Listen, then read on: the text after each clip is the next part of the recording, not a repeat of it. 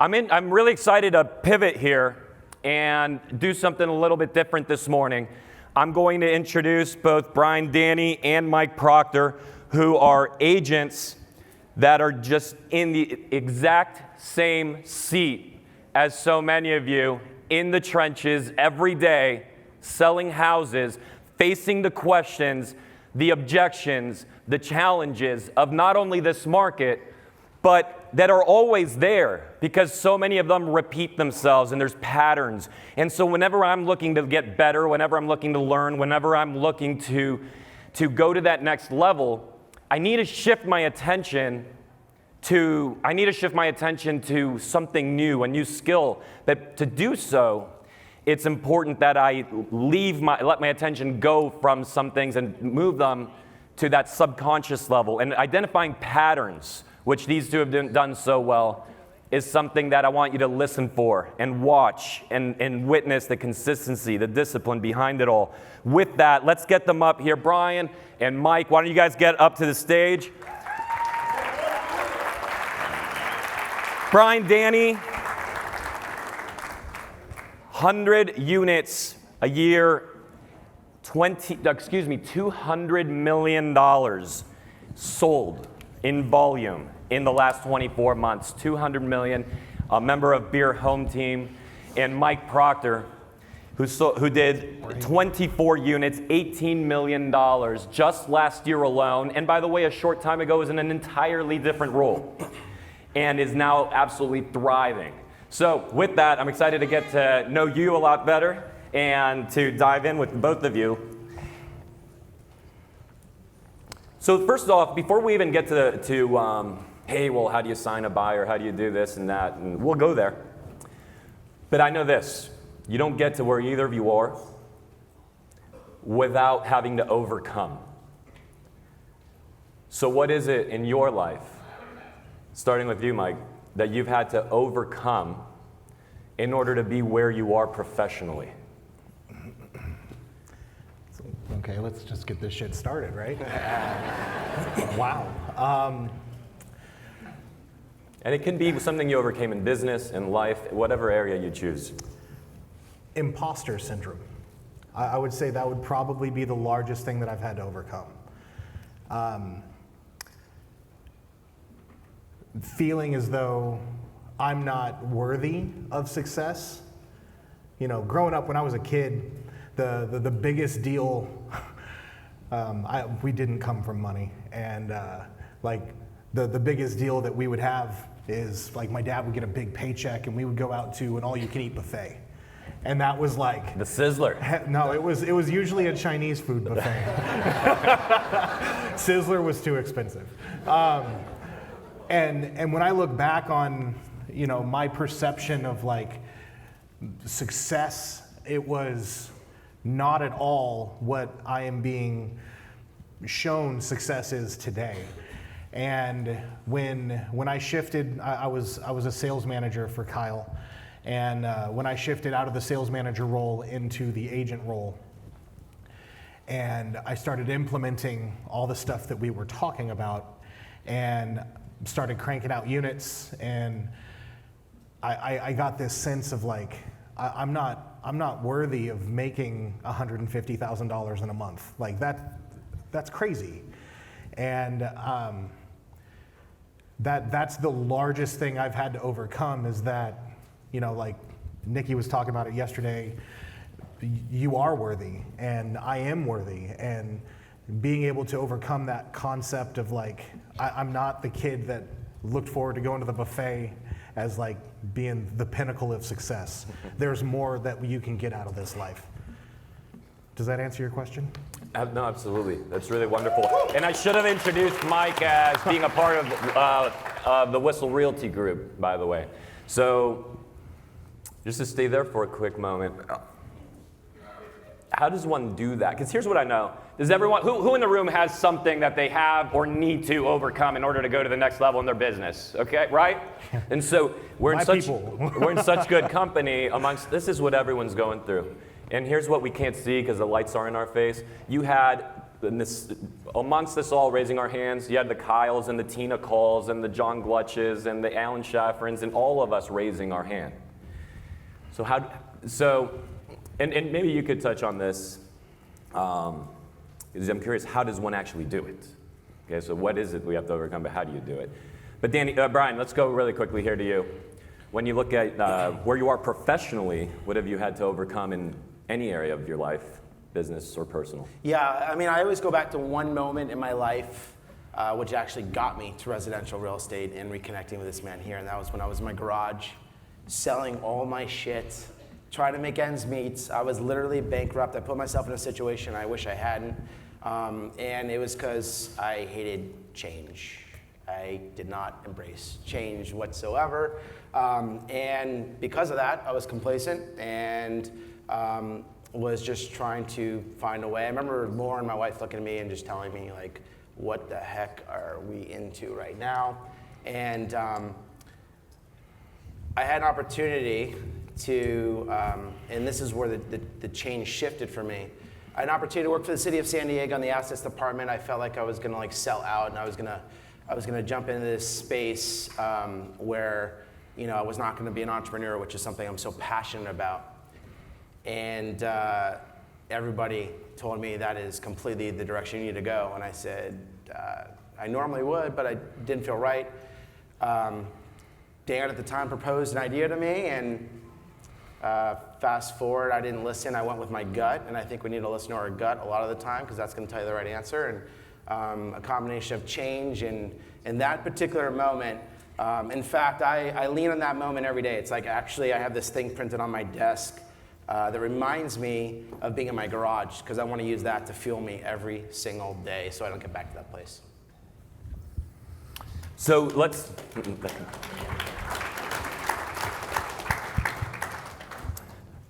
dive in and essentially give some coaching here to the group. So we'll start with you this time, Brian. What is take us through, and you're conscious of time, and I've got probably 5 other questions I want to ask you.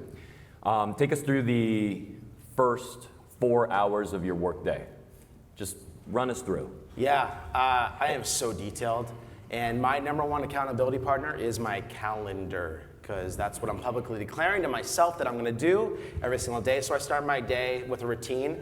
I intentionally put my routines in there. I'm a big believer in routines, because we heard it earlier yesterday, if I can check off that I showered, which I'm going to do because I don't want to be the smelly kid going to the office and brush my teeth and all that other stuff, that's going to give me wins. So I'm trying to build some momentum. I get in the office, and I start with prospecting. And my cue to get into prospecting is actually doing birthday videos every morning. I jump in Facebook, I just jump in, some of you might have received them. I jump right into the birthday videos, and that's my cue to get into prospecting, and then role play, and then at that point follow up. By the way, I have no appointments in these first 4 hours of my day intentionally, because I need to do that over and over and over and over again. Those appointments can happen later in the afternoon. And it's just a matter of managing those expectations with people that want to meet with you during that important 4 hour, those important 4 hours that you need so badly in your business. So from follow-up, that's where I spend till about noon, and if I choose to go ice skating with my son or coach or go to a listing appointment, that's where I do it. So my 4 hours are very disciplined with prospecting and role play and follow-up. Do you have a set routine, Mike? Yeah, and I just kind of copy and paste here. I live in my calendar. I take my kids to school, and then I jump on the huddle. Then we do a role play. At 9 o'clock, I'm on the phones. I like to do new prospecting first, because there's a book called Eat the Frog. I don't know if you guys have ever read it. I don't remember who wrote it, but it's like, if the worst thing you have to do every day and the thing you dread the most is eat a frog, don't put that shit off until later. Like, do it now. Do it first thing in the morning. I enjoy making phone calls, but your energy is highest. You haven't been kicked in the teeth yet, so do the new prospecting right away. So I'll do that first, and then I do my follow-up after that, and I leave my afternoon available for any appointments that I book that morning. So by noon, I'm usually finished with my prospecting and ready to shift gears into, signing contracts. Something that I'm a big believer in, if I can jump in, evening routine. Like, everyone talks about this morning routine thing, and no one ever has the evening routine. I cannot highly recommend having an evening routine to help you reset so you can do a rinse and repeat throughout the week. That is your opportunity to just unwind, journal if you want to, and actually prepare yourself mentally for the next day. It's about what you're going to do the next day and visualizing yourself in conversations, appointments you're going to have, etc. Your evening routine is so important. Mike, buyers who want to wait right now. Now, Barry Habib armed us yesterday with a lot that we can use for our buyers who want to wait. What have you been doing? How are you handling this objection that we all have? So, in order to handle this objection or any objection, you have to get to their why. That's the crux of anything.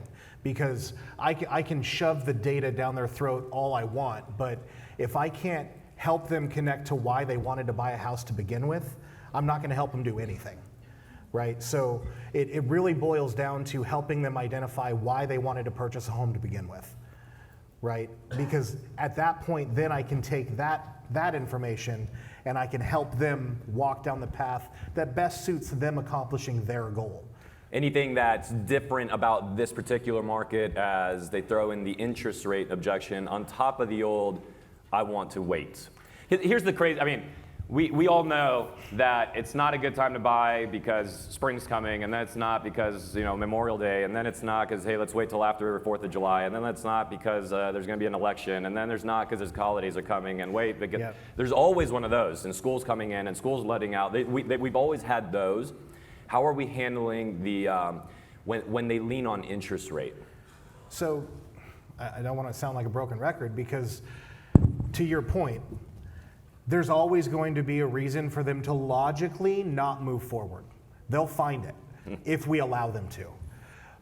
However, if we help them identify their why, this is the reason they wanted to do it to begin with, that doesn't change.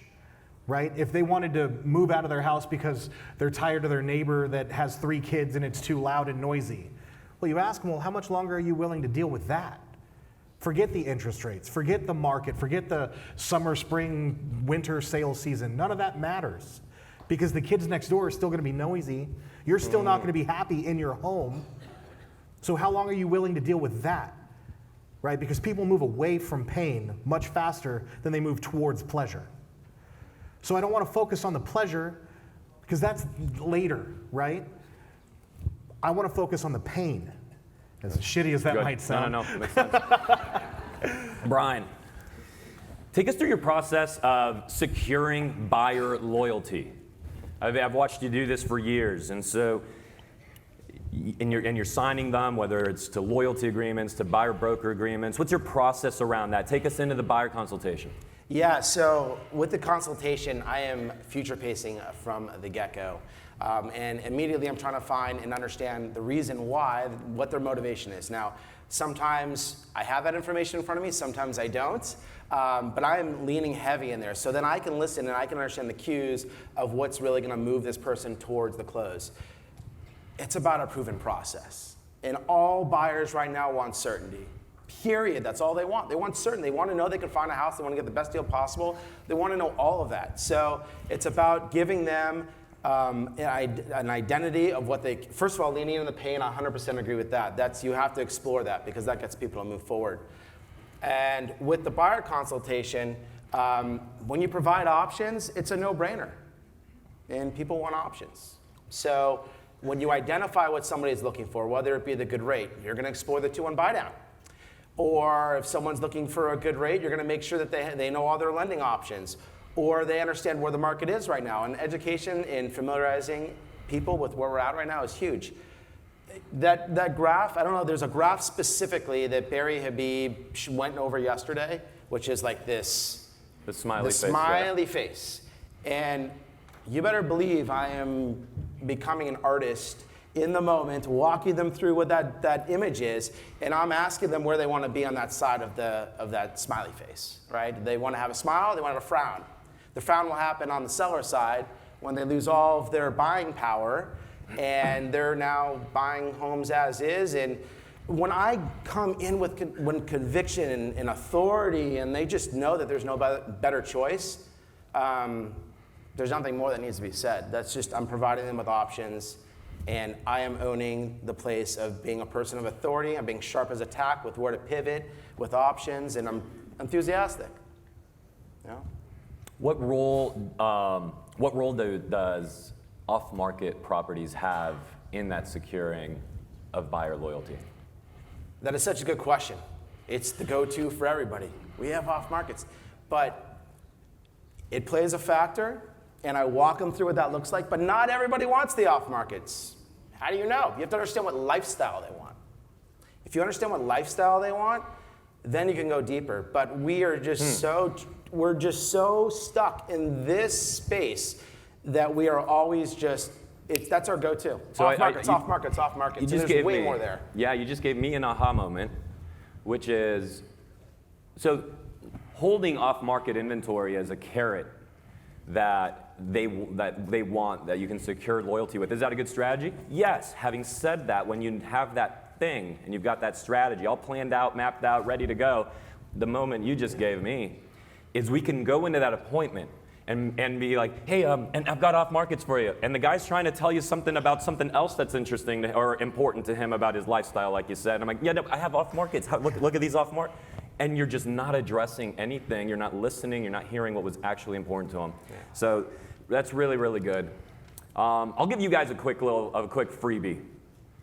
And this is part of what they're talking about is execution. It's taking action.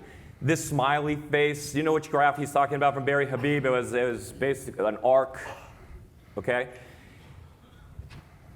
Who already put that on video and sent it off to their database? Look around you. There's 1, 2, 3, 4, 5, 6, 7, 8 hands or so. That's action. Okay? They didn't need to go get their studio ready. It's, I learned something, that makes sense. I'm going to develop what James Clear talked about. I am going to develop the muscle of learn, identify, share. Learn, identify, share, become the thought leader in my customer's mind immediately. And those guys, those 6, 8, 7 hands, they're gonna smoke everybody. Run right past them. So, and look, does it mean that you're not in that group because you didn't do that one? Of course not. But am I describing you most of the time, or am I not? So just something to think about. You know what's with that video? You're looking at your database and it's daunting, right? You're in overwhelm. You're like, how do I take action? Underwhelm yourself. Send 2. Send 2 videos. Then build some cadence there. Just do 2 over the course of a week, and then what that gets you in a month, and then what that gets you in a quarter. Just underwhelm yourself. Just put it into action. Don't sit and overwhelm. So Mike, and I'll go to both of you with this one. What mistakes are you watching agents internally on your team, in the local community, nationally, on social media, wherever you like, both near and far? What mistakes are you observing that are being made right now that people are making? I would say the biggest mistake that I see agents make in general is they hold on to their ego. I used to run health clubs for a while, and I had a district level manager that he had a saying. He said, ego or money, pick one, you can't have both. And that saying has stuck with me my entire life.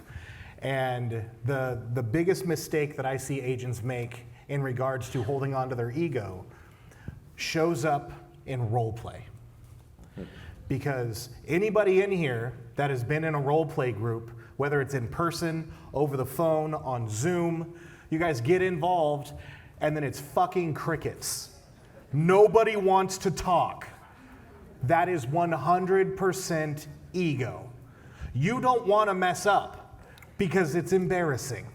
So you save your ego, and by saving your ego, you hold back your growth. You're welcome, you get ego, but you don't get money. So I would say the biggest mistake that we make is preserving our ego in spite of our growth. Hopefully that answers your question. That was good. There's a saying that I'm trying to summon here to my mind. Something to the effect of,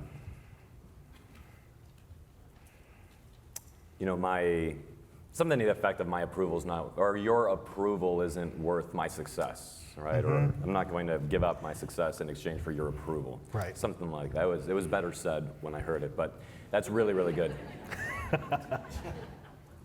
Yeah. What mistakes are you watching? It could be conceptual like this. It could be granular, what you just walk into the office and you're like, what are these guys doing? What mistakes are you watching people make right now? There's a few that come to mind. One in particular is distraction. Letting distractions get in the way of consistency. And a lot of those atomic habits, a lot of things that were discussed yesterday, someone gets a $800,000 buyer and they want to see a house at 10 o'clock in the morning, but it's okay to go show them that house because you'll just do your prospecting later in the afternoon, and then now you've done it twice now you've built a bad habit. And it's like just running foot on and off the pedal when you choose, running towards the shiny objects. That's one. The other one's just not implementing. That's actually one of the things I feel like has been my strength, is implementation. The moment I hear anything, the ones that I coach, the ones that on our team that are doing the best are the ones that just immediately implement. And it's under that underwhelm. It's the underwhelm, it's not the overwhelm, and give yourself, so most of us, the behaviors are a big thing. And so often we're focused on results. And just like this, we put up the number 30 on our desk because that's how many units we want to sell for the year. That's also a distraction, in my opinion. The focus should be on what you're going to do to get to the 30.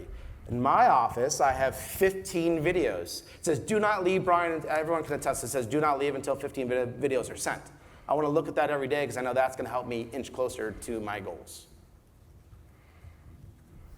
Really good.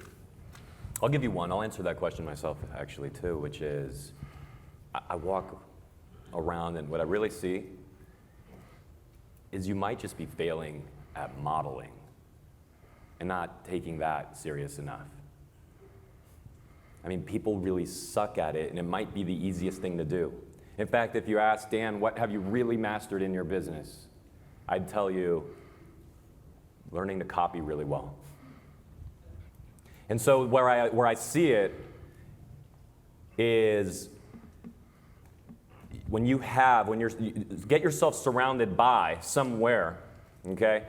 But when you come into an office and you're watching guys like this and their routines and what they do with their morning and so on, I don't think success is very far away. Like maybe I'll get a similar result if I do the same things. And so it's just that if I were to identify one big mistake, it's that. And to just illustrate how much we go through sometimes, so some of the biggest producers in the room, biggest team leaders in the room, you know how much we go through to just try to get into a room where we can model other people? We fly all over the country, we get on Zooms weekly, multiple of them, join different communities, pay to get into coaching environments, all to model. And for some of you, it's right in your office. But you're letting it go, not realizing you have a multi-million-dollar asset right in front of you. Let's visit the listing appointment. We'll go really granular here. How do you get, because this is like a clunky piece of the listing appointment. All right, great. I've crushed it. We're doing really well. I think I might be able to get my signature here. How do I transfer pen to person's hands so they will start signing? So that's a process. What's your process to smoothly move into the signing stage of a listing appointment? So that usually happens after we've gone over the comparables and we agree on a price that their home's going to sell for. So great. Looks like 825 is the right number for your property. Oddly enough, I brought 3 net sheets that kind of surround that number. Now, Dan, this first one's worst case scenario, so hold your breath. This might hurt your feelings a little bit. Worst case scenario, if we sell at 800, after title, escrow, commissions, everything's paid for, this is what you're walking away with. Now, will you be able to make that move out to Arizona if I can put that much in your pocket at the end of the day? Yes, right? Sure. Okay. Yeah. So the rest of this is easy. Dan, great news. My customers just always dead stared me in the face. Okay. Yeah, so I was, wow. Yeah. So Dan, this is where you respond, okay? Role play in front of hundreds, so. Great, so this is worst case scenario. Then I go through the next 2 net sheets, right? So now that the price is right, we know that the money I'm gonna be able to put in your pocket is gonna be able to move the needle. The only thing we'll have to do is just, let's get the photos scheduled, and I'll slide the listing across. It's already highlighted everywhere it needs to be signed. I'll pick out my phone and I'll put the pen on the paper and I'll be like, so let's go ahead and get this signed while we pick a date to do the photos. So you pull out your phone, slide the pen and paper, you're looking for dates.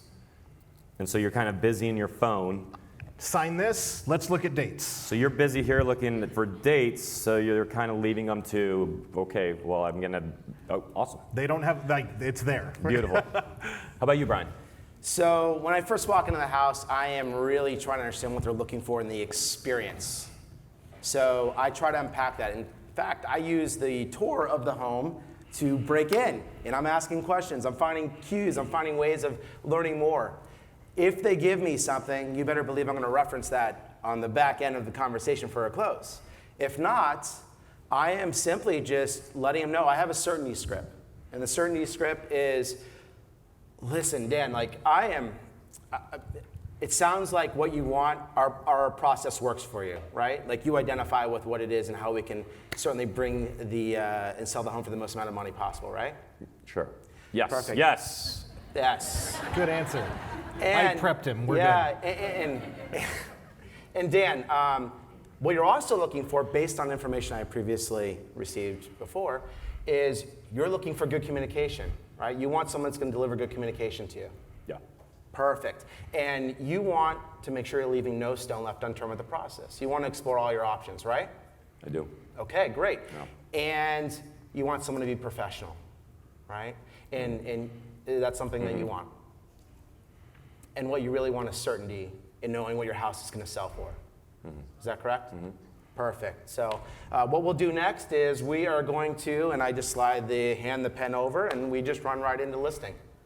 So you don't have like a big, you know what I found? You don't have some trick I don't or have a anything. You transition. just hand them the pen. I hand them a pen and we just go over, but I'm confirming what they want. Now, the biggest mistake most people make is, okay, here comes the contract, and then the heart's going like this. And that's just, why? They just committed to what they said they're gonna do, and you're gonna move forward, and we're making this dramatic scene for no reason, just because it's an easier way to transition. It's just the next step in the process. They're gonna follow the leader. And if you don't lead, they're not going to follow. Let's end with a question that's sitting somewhere, either consciously or in the subconscious of everyone's mind. You're so successful, selling a lot of homes, you've been doing this for years, nearing on a decade. You're in an earlier stage of your business, from having transitioned from sales manager, but already on a great trajectory and continuing to grow, improve. I know all the things Whissel tells me about you. So, why are you on a team? What keeps you there? Why aren't you doing your own thing? Why aren't you going? Why aren't you flying? To climb mountains. That's what what keeps you? What keeps me on a team? Growth, professionally, personally. VTO, by the way, something that I learned from the business, the team. I have my own personal business. I have in my home with my family. We have core values. The leadership that I'm demonstrating in my household, because of being surrounded by the right people, opportunity, sitting here up today, having the opportunity to coach other people and contribute, something I'm really passionate about. And honestly, the curtain is so wide open at Beer Home Team. I know exactly what Dan's spending on X, and I want no part of it. I know Sal. I honestly, I don't want to manage, and I want to do what I enjoy, which is selling and coaching and being with my family. That's truly what I want. So, How about you, Mike? I see that we're out of time, so I'll make this as succinct as possible. I feel like everybody has an internal governor. It's just a term that I like to use. If you don't know what a governor is, it's what you have inside of a vehicle in your engine to keep it from revving too high, right? It's supposed to be like a safety thing. And I think we all have an internal governor for our finances, for our life, for our success. And that's why I think a lot of us try to stay in our own little bubble. And being a part of a team, especially with Whissel, it makes it very obvious that my governor is too low, that I am surrounded by people that are just so forward thinking and so driven and so passionate and so much better at different aspects of the business than I am. And it gives me exposure to those elements that I never would have if I wasn't a part of this team. So my growth potential is significantly greater because I'm surrounded by these people, and as opposed to being on my own. You guys are both awesome. Thank you. Clap it up for them. Thank you, brother. Yeah, you're Appreciate awesome. you, man. You're awesome. Grab your chairs and go that way. Okay.